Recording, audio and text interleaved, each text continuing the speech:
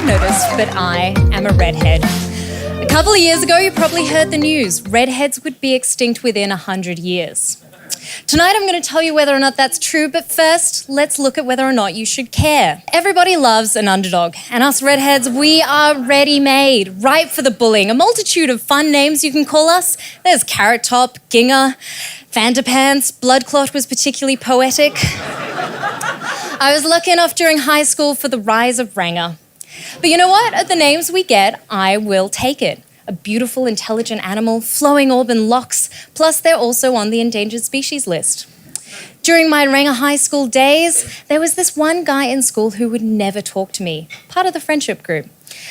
He eventually became my friend, and years later, after a couple of beers, told me why. It turned out as a child he had a fear of clowns. And that had manifested into a fear of redheads. Another reason we're the underdog, growing up as redheads, as a teenager you tend to look a little bit awkward. Please note that not only did I have braces, I was also missing a tooth for an entire year. Joy. But like every good underdog story, we tend to grow up pretty good looking. And I've seen some of you hotties out there tonight. Yeah? Am I right? But the men, they get a hard time. A couple of years ago, sperm banks made headlines. They would no longer be accepting redheaded men's sperm. One Dutch bank in particular was swimming in more than 70 litres of it. But I'd like to put this myth to bed. There are more good-looking redhead men than your average Ed Sheeran, Prince Harry and Rupert Grint. In Australia, there's the hottest 100 redhead men, and this is just a sampling. You all know that when you mix people of diverse races, they look gorgeous. You sprinkle a little red in there, they're even more stunning. But don't just take my word for it. Cognitive psychological studies have found that redheads in a crowd are more attractive. The same study found that the rumours are true. We do have more sex. This lusty rumour has prevailed throughout history. In medieval times, the red-headed man was said to be a mark of bestial sexual desire and moral degeneration. In ancient Egypt, they would burn us redheads at the stake, using our fertilizer to create a golden wealth of corn. In Greek mythology, they thought that when we died, we would become vampires.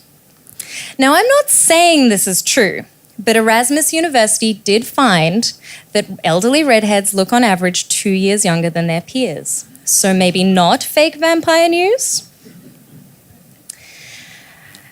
Another study, we've found we have some weird superpowers. We feel pain differently.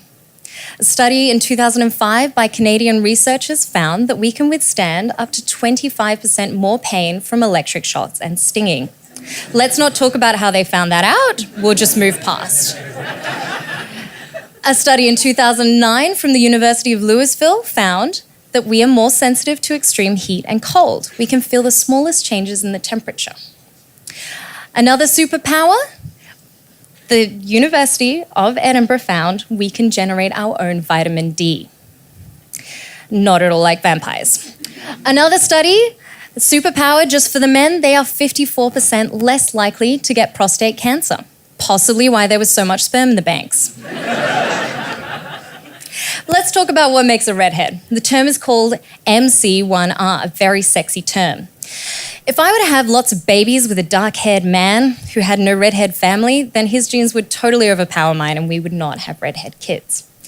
But every one of our kids would hold a little golden nugget of the redhead gene within their hearts.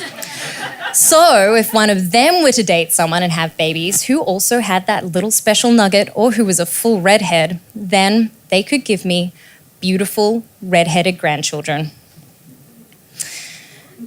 So we are not going extinct.